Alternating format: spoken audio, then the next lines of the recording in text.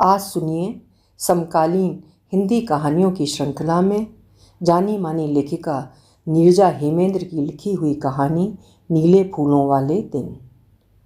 प्रस्तुत है कहानी मेरी जुबानी। मैं हूँ सीमा सिंह। अपनी क्लास लेकर अचला बाहर आ गई। क्लास से निकलते ही बाहर का खिला खिला मौसम अच्छा लगा। बाहर गुलाबी धूप खिली थी। अचला क्लास के सामने बरामदे में 1-2 मिनट खड़ी रही। नवंबर माह के आखिरी सप्ताह की धूप भली लग रही थी। उनका ये पीरियड खाली था, अतः उन्होंने बरामदे में बैठी सेविका से बाहर एक कुर्सी निकाल देने के लिए कहा। वे बाहर धूप में बैठना चाहती थीं। सेविका ने एक कुर्सी और मेज बरामदे की धूप में लगा दी। बच्चों की कुछ कॉपियाँ जांचने के लिए शेष थीं। कॉपियों को भी उन्होंने अपने पास मेज पर रख लिया। अचला धूप में बैठ गईं और मौसम के इस निखरे रूप को ऐसे निहारने लगीं मानो ऐसी गुलाबी ठंड उन्होंने पहली बार देखी हो। विद्यालय का यह खूबसूरत लॉन कितना मोहक लग रहा है। ओस में नहाई नन्ही नन्ही धानी धूप हवा के झोंकों के साथ हौले हौले लहरा रही हैं। लॉन में किनारे चारों ओर बनी क्यारियों में रंग बिरंगे मौसमी पुष्प खिल उठे हैं। फूलों का इस प्रकार खिलना कदाचित वसंत के आने की पूर्व सूचना है। यदि ये खिलते पुष्प वसंत के आने की सूचना दे रहे थे तो लॉन में खड़े वृक्ष कुछ उदास क्यों दिख रहे हैं? क्या वृक्षों पर पतझड़ ने दस्तक दे दी है? वृक्षों के पीले पत्ते टूटकर हवा में उड़ते हुए भूमि पर गिर रहे थे। नवंबर माह का जाता हुआ मौसम बहुत मनभावन लग रहा था। इससे पूर्व अचला को कदाचित ही ये मौसम कभी इतना खूबसूरत लगा हो। नवंबर माह की यह हल्की ठंड और हौले हौले बहती ये हवा इतनी भली क्यों लग रही है? कुछ देर तक मौसम के इन सुखद पलों की अनुभूतियों को हृदय में समेट लेने के पश्चात अचला कॉपियाँ चेक करने लगी।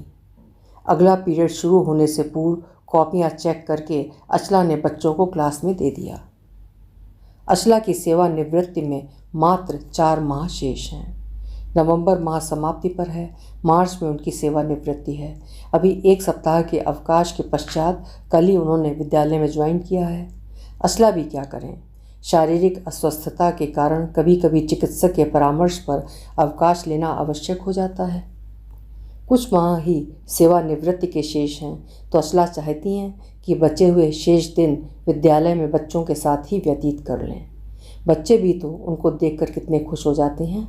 वे चाहते हैं कि मैम आकर कुछ पढ़ाएं, किंतु शारीरिक अस्वस्थता के कारण उन्हें कभी कभी अवकाश लेना ही पड़ जाता है। अचला एक सरकारी बालिका इंटर कॉलेज में शिक्षिका हैं। उन्होंने 26 वर्ष की अपनी नौकरी पूरी कर ली है। उम्र के इस पड़ाव पर आकर घुटने में गठिया जैसी व्याधि ने ऐसा जकड़ लिया है कि उन्हें चलने फिरने में कठिनाई होने लगी है। कॉलेज आने जाने के लिए उन्होंने स्थायी रूप से एक ऑटो लगा लिया है जो उन्हें स्कूल छोड़ने और लेने जाता है। इन्हीं कुछ तकलीफ़ों में दिन व्यतीत हो रहे थे कि कुछ वर्ष पूर्व हौले से धमकने वाले मधुमेह ने स्वास्थ्य की रही सही कसर पूरी कर दी। स्वास्थ्य संबंधी अन्य कोई समस्या नहीं, बस गठिया और मधुमेह ने शरीर पर अपना प्रभाव दिखाना प्रारंभ कर दिया है।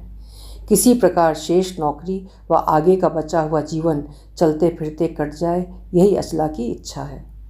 डॉक्टर ने गठिया के लिए कुछ हल्के फुल्के व्यायाम बताए हैं जिन्हें वो कभी कभी कर लेती है, कभी कभी छूट भी जाता है।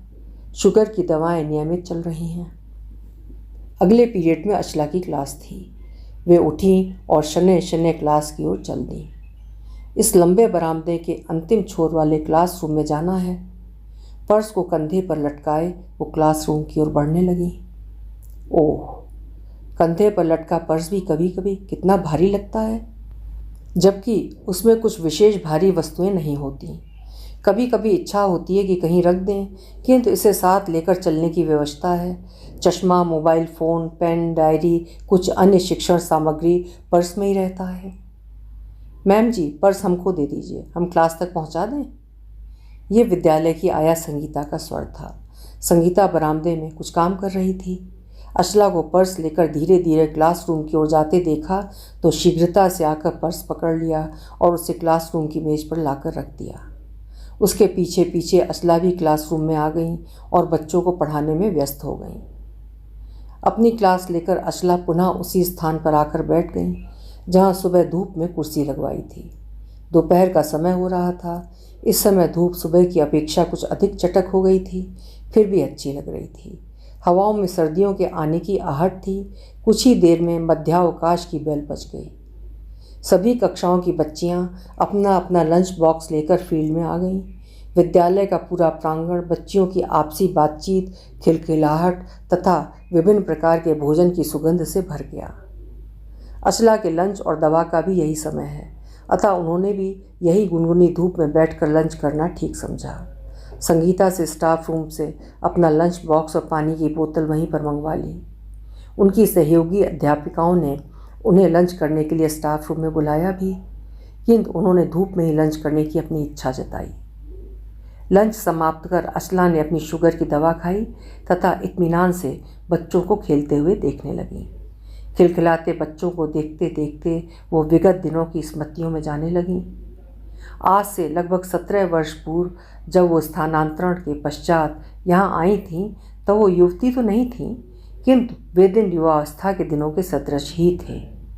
तब उन्हें गठिया वठिया नहीं थी, शुगर भी बाद में निकली थी। दोनों बच्चे युवावस्था की ओर बढ़ रहे थे। सेवानिवृत्ति आदि तो सोचने की बात भी नहीं थी। ये शहर उनके पति का पैतृक शहर था। अचला के पति भी नौकरी में थे। उनकी पोस्टिंग इसी शहर में थी। वे अपने पैतृक आवास में अपने संयुक्त परिवार के साथ रहते थे। बच्चे बड़े होने लगे, उनकी आवश्यकताएं भी बढ़ने लगीं। अचला और उनके पति को एक नए घर की आवश्यकता महसूस होने लगी। अंततः उन्होंने इसी शहर में एक नया घर ले लिया, जिसमें वो अब तक रह रही हैं। उन दिनों अचला के सपनों को मानो नए पंख मिल गए। बच्चों के साथ भावनात्मक लगाव और सफलता की नई परिभाषा उन्होंने गढ़ी। भावनात्मक इसलिए कि बेटी ने उच्च शिक्षा पूरी की तथा अपनी पसंद की एक निजी कंपनी में काम करने लगी। समय के साथ उसका विवाह भी कर दिया।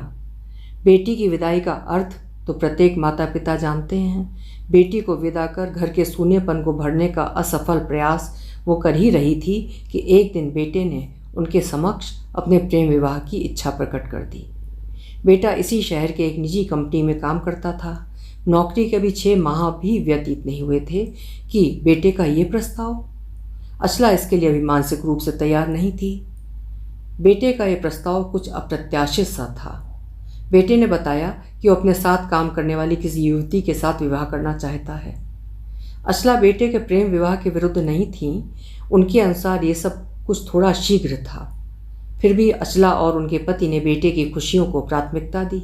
सभी रस्मों रिवाजों को निभाते हुए अचला ने बेटे का ब्याह कर दिया। बहू घर में आ गई। बेटा बहुत खुश था।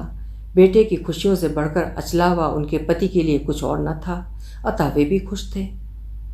टन टन टन टन 6ठे पीरियड की घंटी बजी। इस समय अचला को अपनी क्लास लेनी थी। विगत स्मृतियों को दरकिनार करते हुए वे उठी और क्लास की ओर बढ़ चली। युवा मौसम और अचला की उम्र की उतरती सीढ़ियाँ उन्हें गाहे बगाहे विगत दिनों की ओर लेकर चले जाते हैं। क्लास लेने के पश्चात अचला बाहर निकली तो मौसम का हाल जानने के लिए आकाश की ओर देखा। दिन की गुलाबी धूप में जो हवाएं अच्छी लग रही थीं, इस समय सर्द हो चली थीं। अब अचला ने स्टाफ रूम में बैठना उचित समझा। वे जानती हैं कि नवंबर माह की ये हवाएं कभी कभी तीव्र गति से चलने लगती हैं तो मौसम में ठंडक बढ़ जाती है। कमज़ोर होते जाते शरीर के अस्वस्थ होने का अंदेशा बढ़ा देती हैं। मैम, आज तो सारा दिन आप धूप का आनंद लेती रहीं। आइए कुछ देर हम लोगों के साथ बैठ जाइए। जैसे ही अचला स्टाफ रूम में गई, उनकी सहयोगी सोनाक्षी, जो उनसे उम्र में लगभग 12 वर्ष छोटी है, ने कहा। सोनाक्षी उनसे चुहल भरी हास पेरहास करती रहती है, जो अचला को अच्छी लगती है। आज सर्दी कुछ बढ़ी है, धूप में बैठना अच्छा लग रहा था, हंसते हुए अचला ने कहा। अचला की बात सुनकर सोनाक्षी भी हंस पड़ी। कितना हंसमुख चेहरा है इसका। हो भी क्यों ना, इस उम्र में सब कुछ अच्छा ही होता है। वो भी तो इस उम्र में ऐसी ही थी, हंसती मुस्कुराती रहती थी। उन दिनों सब कुछ अच्छा भी तो था।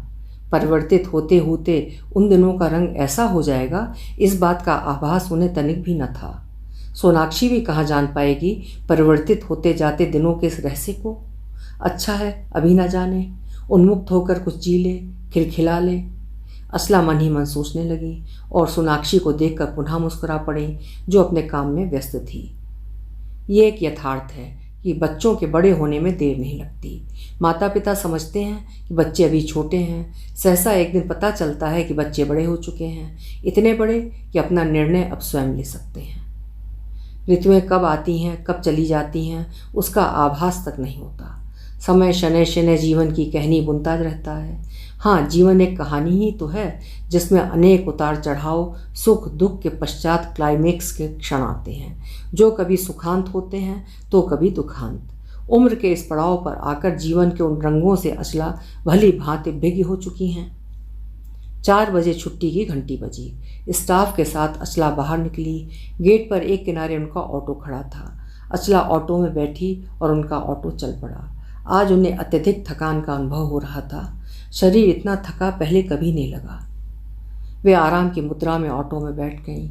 बाहर भागते हुए शहर की सड़कों पर गाड़ियों को देखने में तल्लीन हो गईं।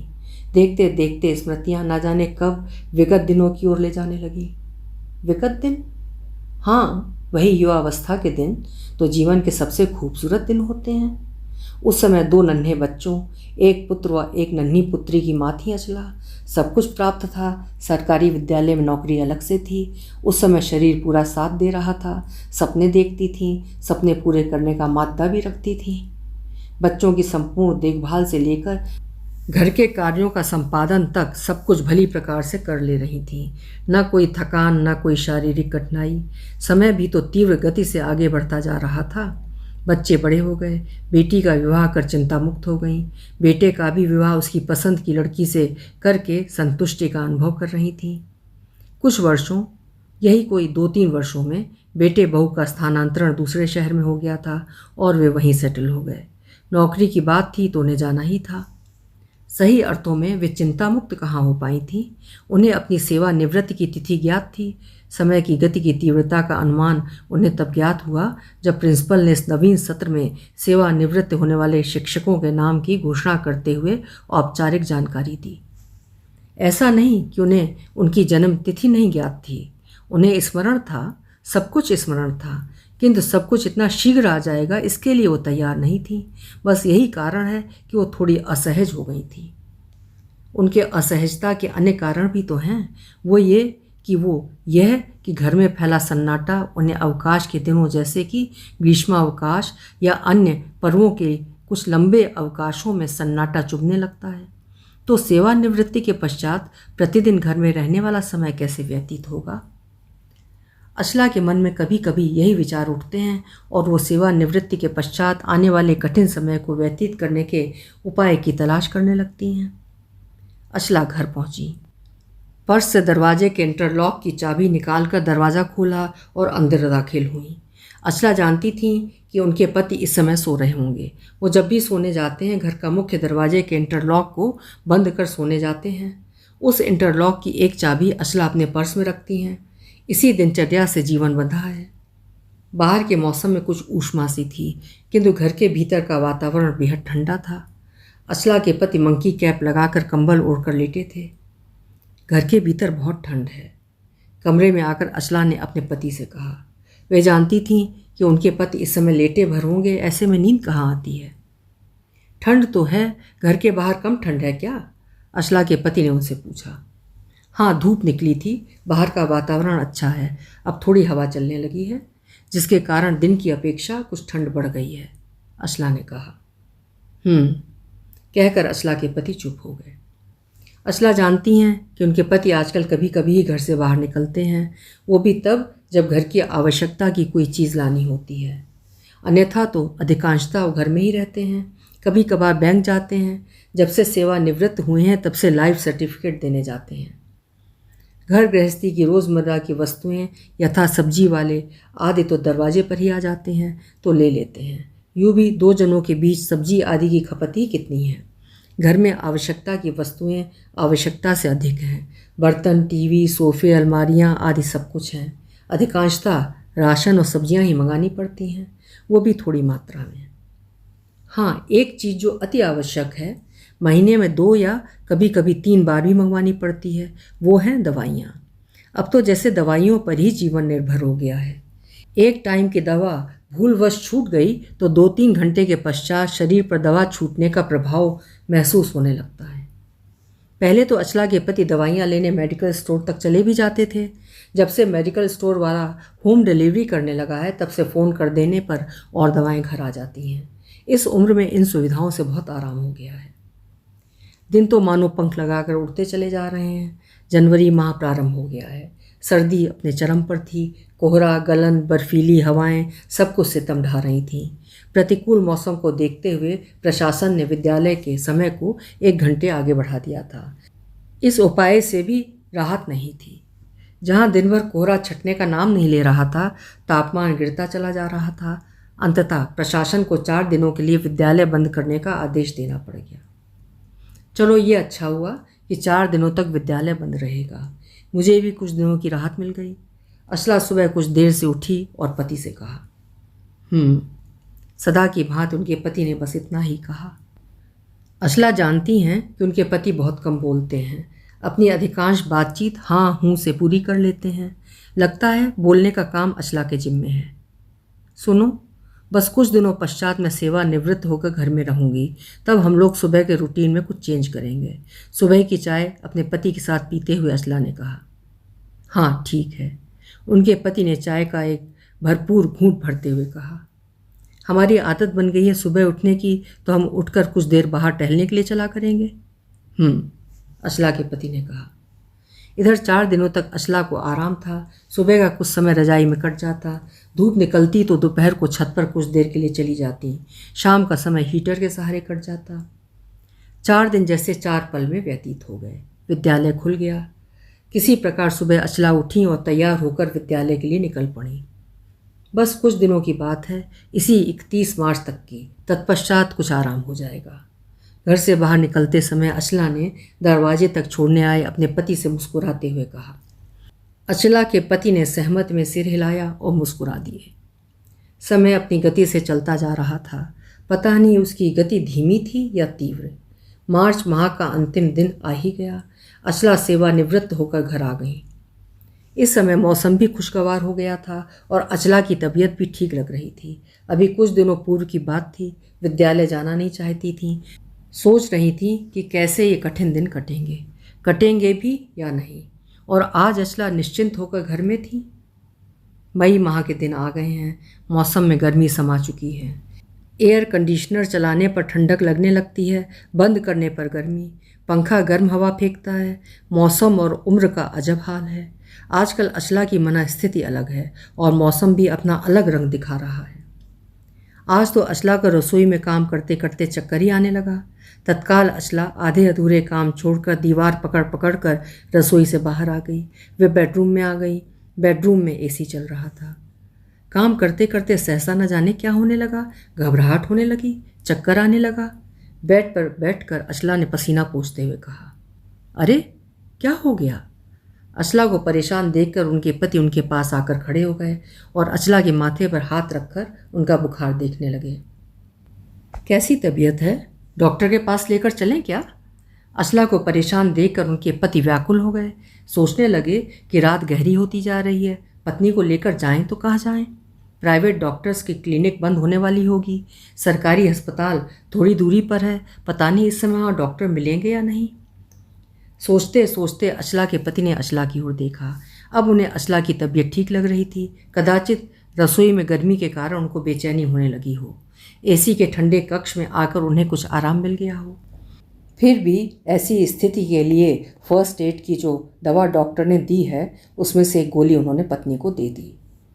रसोई में गैस पर सिम पर सब्जी चढ़ी है, उसे चलाना है, कहीं लग ना जाए।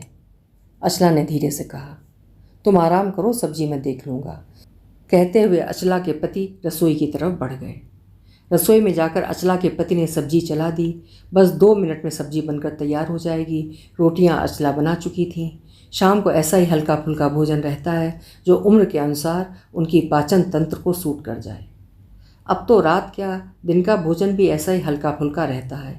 कभी इच्छा हुई तो अचला सप्ताह में 1-2 बार दाल चावल आदि बना लेती हैं।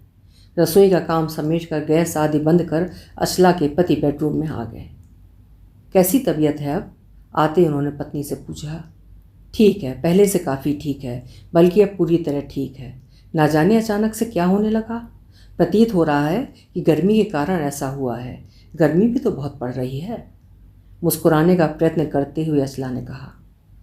ठीक रहो, कहो तो भोजन ला कर दे दें। सब गर्म है, अपनी शुगर आदि की दवा खाकर आराम करो, असला के पति ने कहा।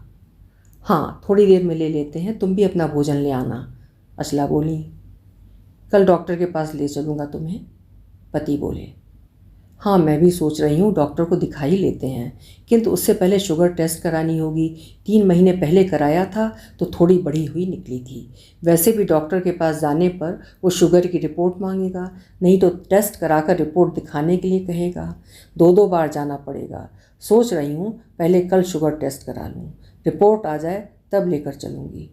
पैथोलॉजी वाले को अभी फ़ोन कर दो, सुबह 8 बजे आकर फास्टिंग का ब्लड सैंपल ले ले, असला ने कहा। असला के पति ने उनकी बात सुनकर सहमति में सिर हिलाया। पैथोलॉजी वाले को फ़ोन करने के पश्चात वे भोजन लेने रसोई में चले गए।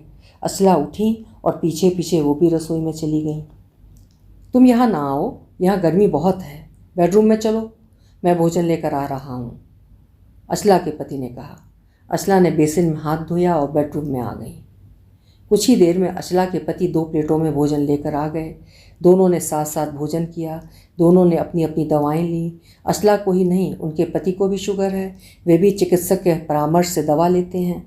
रात्रि को सोने से पूर्व घर समेटने, अतिरिक्त लाइटें बंद करने आदि का काम समाप्त कर अपने विचारों, जीवन के उलझे सुलझे धागों को ओढ़कर दोनों सो गए।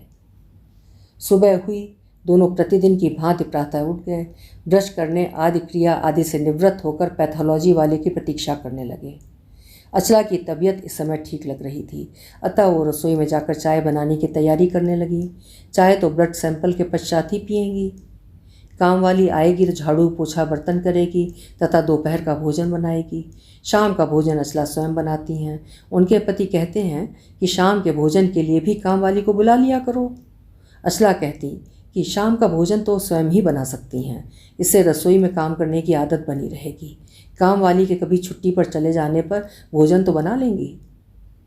अगले दिन ब्लड सैंपल की रिपोर्ट। तुम्हारी शुगर बढ़ी हुई है, डॉक्टर के यहाँ चलना ही पड़ेगा। शाम का अपॉइंटमेंट मैं ले लेता हूँ, तैयार रहना, असला के पति ने कहा। ठीक है, मैं तैयार हो जाऊँगी, असला ने कहा। शाम को असला व उनके पति डॉक्टर के यहाँ गए। शुगर पहले की अपेक्षा बढ़ी हुई है। मैं इस बार दवाएं बदल दे रहा हूँ, डोज भी बढ़ा दे रहा हूँ।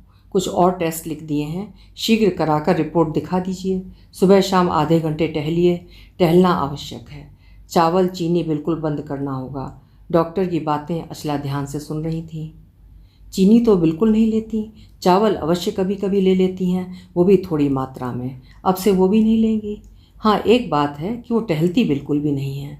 घर के कार्यों के लिए चलने फिरने को ही पर्याप्त मानती हैं। तो अब टहलने का प्रयास करेंगी, किंतु कैसे? उनके घुटनों में तो दर्द रहता है, चलने फिरने में तकलीफ होती है, तो टहलेंगी कैसे? इन्हीं विचारों में गोते लगाती, सोचते विचारते, इन समस्याओं का समाधान तलाशती पति के स्कूटर के पीछे बैठी हुई असला घर की ओर चल पड़ी। बीच में मेडिकल स्टोर पर स्कूटर रोककर उनके पति ने दवाइयाँ लीं। घर आकर असला ने पुरानी दवाइयाँ हटाकर उनके स्थान पर नई दवाइयाँ रख दीं। हाथ मुंह धोकर वे बेडरूम में कुर्सी पर बैठ गईं। उन्हें थकान लगने लगी। आज बहुत दिनों पश्चात कदाचित बाहर निकलकर थोड़ा बहुत चलने के कारण उन्हें ऐसा लग रहा था। गर्मी भी बहुत थी, थकान हो रही है। प्रतीत हो रहा है जैसे शरीर की सारी शक्ति किसी ने निचोड़ ली हो, असला ने कहा। ठीक है, तुम आराम करो, आज खाने के लिए कुछ ऑनलाइन मंगा लेते हैं, जो तुम कहोगी वो ऑर्डर कर दूंगा, असला के पति ने कहा। ठीक है, अभी बताती हूँ, असला ने कुछ सोचते हुए कहा। सुनिए, क्यों ना कुछ दिनों के लिए बेटे या बेटी में से किसी को रहने के लिए यहाँ बुला लें। मैं सुबह शाम थोड़ा बहुत टहल लूँगी और थोड़ा आराम भी कर लूँगी, क्योंकि टहल कर आने के पश्चात घुटनों का दर्द बहुत बढ़ जाता है। ऐसे में घर में जो थोड़ा बहुत काम कर लेती हूँ वो भी नहीं कर पाऊँगी। कुछ देर सोचने के पश्चात असला ने कहा। किसे बुलाएंगे ये भी तो बताओ। बेटा अपने परिवार के साथ दूसरे शहर में रहता है, नौकरी करता है, अपना काम अपना परिवार छोड़कर हमारे पास क्यों आएगा। रही बेटी की बात, तो मैं जानता हूँ कि वो हमसे अत्यंत स्नेह करती है, बेटे से कहीं अधिक। हमारे समाज में बेटी तो सदा से पराया धन रही है, उस पर हमारा क्या अधिकार है? वो भी तो परिवार वाली है, 2 छोटे बच्चे हैं, अपनी घर गृहस्थी छोड़कर हमारे साथ कुछ दिन रहे, हम ये उम्मीद क्यों करें? अचला के पति ने कहा। पति की बात सुनकर अचला सोच रही थी कि वे सही कह रहे हैं, साथ ही ये भी कि हमने जो कुछ अर्जित किया है वो सब कुछ मेरी बेटी नहीं बेटा लेगा। साफ़ सुथरी कॉलोनी में अच्छा खासा बड़ा घर है जिसे मेरी बेटी नहीं बेटा लेगा, तो कुछ दिनों के लिए बेटे को ही बुलाना ठीक रहेगा। तो क्यों ना हम एक बार बेटे से पूछ कर देखें, वो नहीं आ सकता तो बहू और बच्चों को ही भेज दें कुछ दिनों के लिए। अचला ने पति से कहा। ठीक है, मैं बेटे से बात करके देखता हूँ, तुम भी बात करके देख लेना, अचला के पति ने कहा। ऑनलाइन ऑर्डर किया हुआ भोजन आ गया। अचला और उनके पति ने भोजन किया। तत्पश्चात दोनों शाम होने की प्रतीक्षा करने लगे, जब बेटा ऑफिस से घर आ जाए ताकि बेटे बहू के समक्ष ही सारी बात हो जाए। शाम हुई, यह सोचकर कि बेटा घर आ गया होगा और चाय आदि भी पी चुका होगा। अचला के पति ने बेटे को फ़ोन मिला दिया। उन्होंने बेटे से पत्नी की अस्वस्थता तथा कुछ दिनों के लिए बहू को भेज देने की बात कही। ठीक है मम्मी पापा, अभी रंजीता से पूछकर बताता हूँ, मैं उससे पूछकर आपको फ़ोन कर दूँगा, आप लोग मुझे फ़ोन करने के लिए परेशान ना होइएगा, बेटे ने हकबकाते हुए कहा। ठीक है बेटा, कहते हुए अचला के पति ने फ़ोन रख दिया। क्या कहा बेटे ने? अचला ने प्रसन्नता भरी उत्सुकता से पूछा। कहा है कि बहू से पूछकर बताऊँगा, इस बारे में फ़ोन न करने के लिए भी कहा है, फ़ोन वो स्वयं करेगा, अचला के पति ने कहा। पति की बात सुनकर कुछ समय पूर्व प्रसन्नता से दीप्त अचला का चेहरा तुरंत बुझ गया। उन्होंने भी दुनिया देखी है, बाल यूं ही तो धूप में सफ़ेद हुए नहीं हैं। वे अनुमान लगा चुकी थी कि बहू नहीं आएगी, फिर भी माँ का हृदय है, बेटे के लिए स्नेह और आशीर्वाद से भरा हुआ। वे बेटे के फ़ोन की प्रतीक्षा करने लगीं। 1 दिन, 2 दिन, 3 दिन, दिन पर दिन व्यतीत होते जा रहे थे। बेटे का फ़ोन नहीं आया। वे प्रतीक्षा करती रहीं। बेटे का फ़ोन ना आना था ना आया। 2 सप्ताह पश्चात सहसा बेटे का फ़ोन आ ही गया। मम्मी अब कैसी तबीयत है? बेटे ने पूछा। अब ठीक है। क्या तुम आज ऑफिस नहीं गए? दोपहर का समय था इसलिए अचला ने पूछा, क्योंकि बेटा ऑफिस से घर जाकर शाम को फ़ोन करता है, उस समय बहू से भी बात हो जाती है। नहीं मम्मी, ऑफिस से ही बात कर रहा हूँ। एक बात कहनी है, वो ये कि छोटी मोटी समस्याएं जैसे कि आप लोगों की तबीयत इत्यादि ख़राब हो जाए तो आप और पापा अपने लेवल पर वहीं पर मैनेज कर लिया कीजिए। मैं या रंजीता ऐसी छोटी छोटी बातों के लिए वहाँ नहीं जा सकते। मम्मी आप समझ रही हैं ना मेरी बात? पापा से भी बता दीजिएगा। बेटे की बात सुनकर अचला सकते में थी, मुँह से कोई शब्द ही नहीं निकल पा रहे थे। आप अपना ध्यान रखिएगा, पापा का भी ध्यान रखिएगा, ठीक है? मैं फ़ोन रख रहा हूँ, कहकर बेटे ने फ़ोन काट दिया। बेटे की बात सुनकर अचला का साहस जैसे टूटने लगा। परिस्थितियों वश बच्चे माता पिता से दूर रहें वो ठीक है, किंतु उनके सुख दुख के समय साथ खड़े हो जाएंगे, ये विश्वास बहुत बड़ा संबल देता है। इसी संबल के सहारे माता पिता की जीने की इच्छा बढ़ जाती है, कदाचित जीवन की अवधि भी बढ़ जाती होगी। अचला कुछ देर तक उसी प्रकार खड़ी रहीं और अपने डूबते हुए हृदय को समझाते हुए उसे संयत करने का प्रयास करने लगी। क्या हुआ? बेटे का फ़ोन था क्या? अचला को खड़े देखकर उनके पति ने पूछा। अचला ने कहा। तुम्हारा बुझा हुआ चेहरा देखकर मैं समझ गया था कि अवश्य बेटे का ही फ़ोन होगा, अचला के पति ने कहा। कह रहा था कि? कुछ ना कहो कि वो क्या कह रहा था, तुम्हारे कहे बिना मैं उसकी कही बात समझ गया। चलो हम दोनों अपना अपना काम करें और खुश रहें। अचला अपनी बात पूरी भी नहीं कर पाई थी कि उनके पति ने उन्हें रोकते हुए कहा। पति की बात सुनकर अचला रुआसी होकर उनकी ओर देखने लगी। ऐसे क्यों देख रही हो? अभी हम युवा हैं, उम्र तो संख्याओं की गिनती है। जब तुम युवा थी तो क्या उस समय तुम अस्वस्थ नहीं होती थी? दवा खाकर ठीक हो जाती थी कि नहीं? बस ऐसा ही समझो। हमारे बच्चे हमारे साथ क्या खड़े होंगे, उनको आवश्यकता होगी तो हम उनके साथ खड़े होंगे। अभी इतना दम और साहस है हम दोनों में। पति की बात सुनकर अचला के नेत्रों में ठहरे अश्रु बहकर बाहर निकलकर भूमि पर गिर पड़े। अचला को ऐसा प्रतीत हो रहा था जैसे हृदय में बहने वाली पीड़ा भरी नदी बहते बहते कहीं दूर निकल गई है। उनका मन अत्यंत हल्का अनुभव कर रहा था। अभी आप सुन रहे थे वर्तमान की ज्वलंत समस्या पर लिखी हुई एक कहानी नीले फूलों वाले दिन, जिसे लिखा था नीरजा हेमेंद्र जी ने। बहुत से श्रोताओं को ये कहानी अपनी सी लग सकती है, क्योंकि यही आज की एक मुख्य समस्या भी है। कहानी आपको कैसी लगी कमेंट सेक्शन में ज़रूर लिखिएगा। आपका समय शुभ हो, मंगलमय हो।